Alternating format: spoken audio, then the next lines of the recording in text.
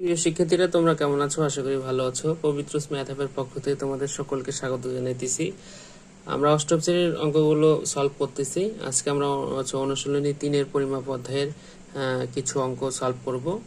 তা চলো শুরু করি। দেখো, আজকে আমরা 11, তারপর 12 এগুলো সলভ করব। ঠিক আছে, 11 নাম্বার, তারপর 12 নাম্বার এগুলো আমরা করেছি। এই যে এগুলো একটা দেখাই দিলে পরেগুলো পাবা। আর এই যে পুকুরের দৈর্ঘ্য প্রস্থ এগুলো অঙ্ক কিন্তু আমরা একটা করেছি। আর যদি তোমাদের কোনো সমস্যা হয়ে থাকে অবশ্যই কমেন্টে জানিয়ে দিবে, সেটা সলভ ক্লাস চলে আসবে। যাই হোক, 11 নাম্বারটা কি বলছে? আয়তাকার একটি ক্ষেত্রের ক্ষেত্রফল হচ্ছে 10 একর। তার দৈর্ঘ্য প্রস্থের 4 গুণ। ক্ষেত্রটির দৈর্ঘ্য কত মিটার? তাহলে বলেছে ক্ষেত্রফল দেওয়া আছে। তোমার প্রশ্ন আগে দেখতে হবে তোমার কোন কোন জিনিস প্রশ্নে দেওয়া আছে আর কোনটা দেওয়া নাই। তাহলে দেওয়া আছে ক্ষেত্রফল 10 একর। এই যে এটা কিন্তু তোমার দেওয়া আছে 10 একর। ঠিক আছে, আর তুমি কি পেয়েছো? যে দৈর্ঘ্য প্রস্থের 4 গুণ। দৈর্ঘ্য প্রস্থের 4 গুণ, আর ক্ষেত্রটির দৈর্ঘ্য তোমাকে বের করতে বলছে। ঠিক আছে, তাহলে দৈর্ঘ্য কার 4 গুণ? প্রস্থের 4 গুণ, অর্থাৎ প্রস্থ তোমার এখানে অ্যাবসেন্ট। প্রস্থ তোমাকে ধরে নিতে হবে। হ্যাঁ, অজানা রাশি সবসময় গণিতে ধরে নিতে হয়। চলো আমরা যদি দেখি, দেখো আমি অঙ্কটা করে রেখেছি যাতে ভিডিওটি বড় না হয়। দেখো আমরা করেছি যে আমরা জানি 1 একর সমান হচ্ছে 4046.86 বর্গ মিটার। এটা কিন্তু আমাদের জানতে হবে। হ্যাঁ, এটা কিন্তু আমাদের জানতে হবে, নাহলে কিন্তু আমরা অঙ্কটা পাবো না। কারণ কি, দেখো তোমাকে আমি যেটা বলতে চাচ্ছি যে এখানে কিন্তু একর দেওয়া আছে, আর দৈর্ঘ্য প্রস্থের 4 গুণ, আর ক্ষেত্রটি কত মিটারে চেয়েছে। এককটা দেখতে হবে, এটা তোমার একর দেওয়া। ঠিক আছে, আর এখানে তোমার কিন্তু মিটারে চেয়েছে যে দৈর্ঘ্য কত মিটার। এই জন্য আমাদের কি এই একরটাকে প্রথমে বর্গ মিটারে বের করতে হবে। তাহলে যেহেতু এটা ক্ষেত্রফল, সেহেতু আমরা এটা বর্গ মিটার, কারণ আমরা ক্ষেত্রফলে একক জানি বর্গ একক। এজন্য আমাদের বর্গ মিটারকে বের করতে হবে। তাহলে আমরা কি জানি? 1 একর সমান হচ্ছে 4046.86 বর্গ মিটার। তাহলে 10 একর সমান কি? এটা যেহেতু 1 ছিল, এটা 10 হয়েছে, অর্থাৎ কম ছিল বেশি হয়েছে, তাহলে গুণ হবে। এই জন্য গুণ হয়ে তাহলে 40,468.6 বর্গ মিটার। এটা আমার তাহলে ক্ষেত্রফল দাঁড়াইলো। ঠিক আছে, এখন কথা হচ্ছে তোমার প্রশ্নে ছিল যে দৈর্ঘ্য প্রস্থের কত গুণ? 4 গুণ, অর্থাৎ এখানে প্রস্থ হচ্ছে অ্যাবসেন্ট, অর্থাৎ প্রস্থটা তোমাকে ধরে নিতে হবে। অর্থাৎ মনে করতে পারো তুমি যে প্রস্থটা হচ্ছে এক্স মিটার। অর্থাৎ আমি যদি দেখি এখানে, আমরা যদি একটা এক্সাম্পল দেখি, এটা হচ্ছে একটা প্রস্থ, এটা হচ্ছে তোমার সেই হচ্ছে প্রস্থ। ঠিক আছে, এটা তোমার হচ্ছে সেই প্রস্থ। তাহলে বলছে কি দৈর্ঘ্য প্রস্থের 4 গুণ, অর্থাৎ প্রস্থর 4 গুণ। অর্থাৎ আমরা যদি দেখি যে যদি আমরা একটা পেজ নেই, দেখো এখানে প্রস্থ সমান হচ্ছে দৈর্ঘ্য, অর্থাৎ এটাকে তুমি যদি এভাবে দাও, আমরা যদি এভাবে নেই, দেখো দৈর্ঘ্য প্রস্থের 4 গুণ, অর্থাৎ এভাবে, এই যে তাহলে দৈর্ঘ্যটা দেখো কত বড় হচ্ছে, বুঝতে পারছো তোমরা অবশ্যই। তাহলে এই যে দৈর্ঘ্য প্রস্থের 4 গুণ। তোমার প্রশ্নে কি দেওয়া ছিল? দৈর্ঘ্য প্রস্থের 4 গুণ। অর্থাৎ আমরা যদি দেখি এখানে এই পেজটাতে যদি আমরা দেখি যে এটা হচ্ছে প্রস্থ, এই যে দেখো তোমার প্রস্থ আমি লিখিয়ে রেখেছি এখানে। এই যে প্রস্থ হচ্ছে এটা, আমরা ধরে নিচ্ছি এটা হচ্ছে তোমার সেই হচ্ছে কাঙ্ক্ষিত প্রস্থ। তাহলে প্রস্থর 4 গুণ কি? দৈর্ঘ্য। তাহলে এই যে একটা প্রস্থ 4 গুণ মানে কি? ওইটার 4টা গুণ করলে যতটুকু হবে তত বড় হচ্ছে দৈর্ঘ্য হবে। অর্থাৎ দেখো ওই ক্ষেত্রটার দৈর্ঘ্য হচ্ছে তোমার হচ্ছে এত বড় একটা দৈর্ঘ্য, বুঝতে পারছো?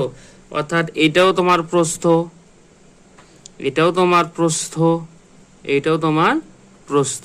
তাহলে এই যে সব কটা কিন্তু প্রস্থ। তাহলে এই এতটুকু গুণ করলে, অর্থাৎ প্রস্থের 4টা পার্ট নিলে যতটুকু হবে সেটা হচ্ছে তোমার দৈর্ঘ্য। আশা করি এখানে বুঝতে পেরেছো। চলো আমরা অঙ্কে যাব। অঙ্কে যদি যাই, দেখো তাহলে আয়তাকার দৈর্ঘ্য হচ্ছে ক্ষেত্রের প্রস্থ আমরা ধরে নিব প্রথমে। প্রস্থ কত? X metre. প্রস্থ হচ্ছে এক্স মিটার। এখানে তুমি যে কোনো জিনিস ধরতে পারবা, ঠিক আছে।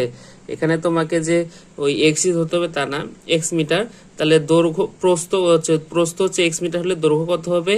প্রস্থের 4 গুণ, অর্থাৎ প্রস্থ যদি এক্স হয় দৈর্ঘ্য হবে তার 4 গুণন, অর্থাৎ তার সাথে 4 গুণন, অর্থাৎ এই 4 বা 4x। ক্ষেত্রফল কি হবে?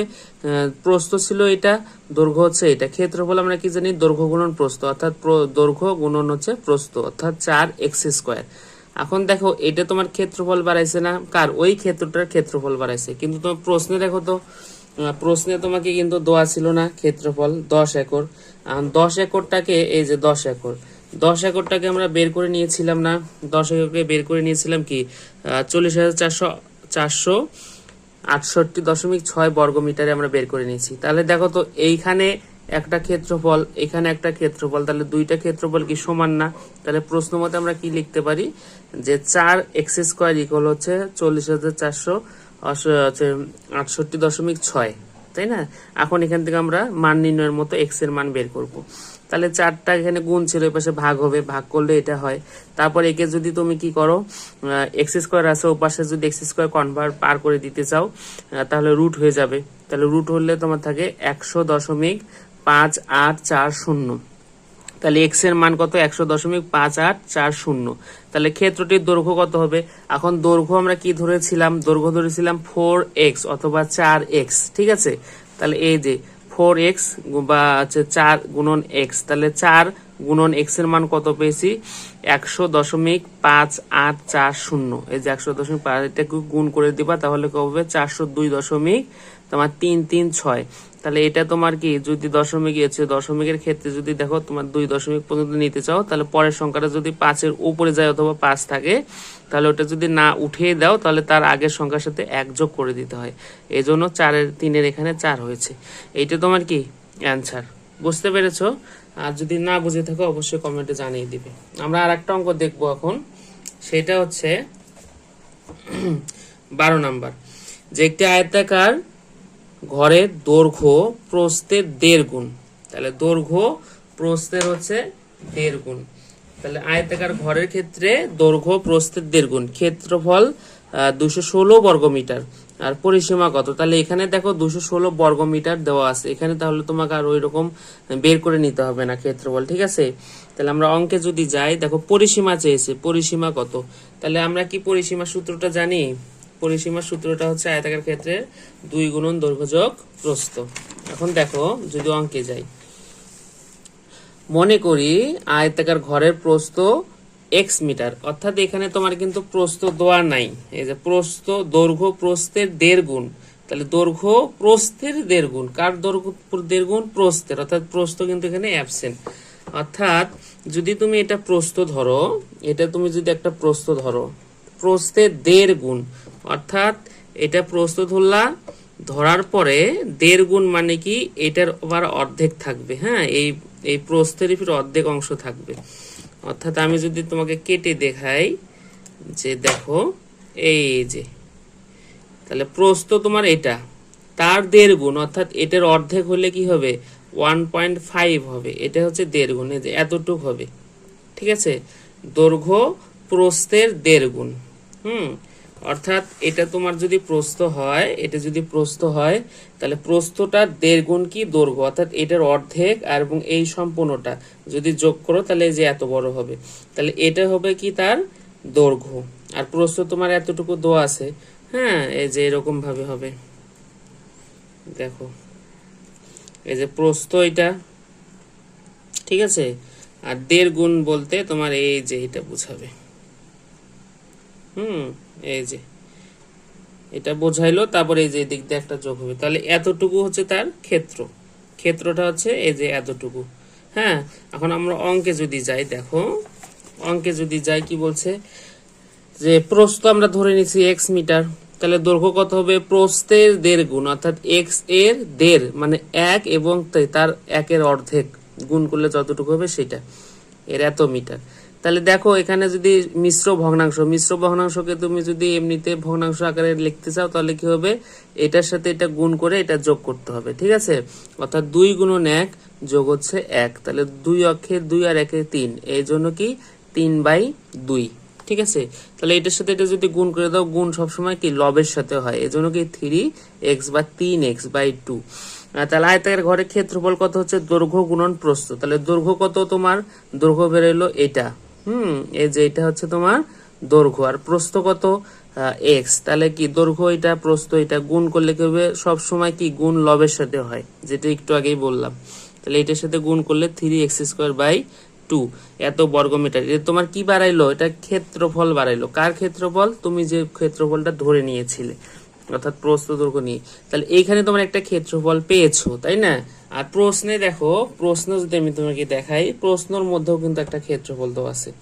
সেটা কি, একই বর্গক্ষেত্রের ক্ষেত্রফল না, আয়তক্ষেত্রের ক্ষেত্রফল না, একই আয়তক্ষেত্রের ক্ষেত্রফল এখানে একটা পেয়েছো, এখানে একটা পেয়েছো। তাহলে যদি দুটো একই হয়ে থাকে একই ক্ষেত্রে, তাহলে কি আমরা এই দুটো সমান লিখতে পারি, অর্থাৎ 216 ইকুয়াল হচ্ছে এটা লিখতে পারি। তাহলে প্রশ্ন মতে 3x²/2 ইকুয়াল হচ্ছে 216। এখান থেকে আমরা আগের অঙ্কটার মতোই মান বের করে নেবো। এখানে 2 ভাগ আছে, ওই পাশে যে গুণ হবে, 3 গুণ আছে, এই পাশে যে ভাগ হবে, তাহলে আমরা 144 পাবো। কারণ এখন এইখানে x² আছে, তাহলে এটাকে যদি উঠায় দিতে চাই, তাহলে এখানে যে রুট হবে, তাহলে 144কে রুট করলে কত হয়, 12। তাহলে প্রস্থ কত, প্রস্থ হচ্ছে তোমার 12 মিটার। দৈর্ঘ্য কত বাড়াবে, দৈর্ঘ্য তুমি ধরে নিয়েছিলে কত, এই যে 3x/2। তাহলে এই যে এখানে দেখো দৈর্ঘ্য কত, 3 গুণন x এর মান কত 12, এই যে 12/2, এটা দিয়ে এটাকে যদি কাটো তাহলে 6 হয়, 3 6 কত 18।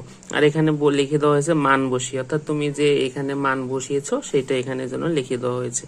তাহলে আমরা কি জানি, আমরা জানি আয়তাকার ঘরের ক্ষেত্রে পরিসীমা কি, পরিসীমার সূত্রটা কি, পরিসীমার সূত্র হচ্ছে 2 গুণন দৈর্ঘ্য যোগ প্রস্থ, একক। এখন এখানে কিন্তু বর্গ না, বর্গ একক না, এখানে শুধু একক। তাহলে 2 গুণন দৈর্ঘ্য কত পেয়েছো, দৈর্ঘ্য পেয়েছো 18 মিটার, আর প্রস্থ কত পেয়েছো 12 মিটার। এই যে 18 যোগ হচ্ছে 12, তাহলে দেখো তো কত হচ্ছে, 18 যোগ 12 করলে 18 যোগ 12 করলে 30 হয়, আর এই যে সূত্রের 2, তাহলে কত হচ্ছে 2 গুণন 30, তাহলে 60 মিটার। হ্যাঁ, এটা হচ্ছে প্রস্থ হচ্ছে 60 মিটার। আশা করি অঙ্কগুলো নিয়ে কোনো সমস্যা হবে না, এবং এই অঙ্কগুলো কিন্তু খুবই গুরুত্বপূর্ণ, অষ্টম শ্রেণীর জন্য গুরুত্বপূর্ণ, এবং যারা চাকরির পরীক্ষার্থী রয়েছে তাদের রিটার্ন পরীক্ষার জন্য খুবই গুরুত্বপূর্ণ অঙ্ক এগুলো। যাই হোক, যদি ভিডিওটি ভালো লাগে অবশ্যই লাইক কমেন্ট শেয়ার দিয়ে পাশে থাকবে।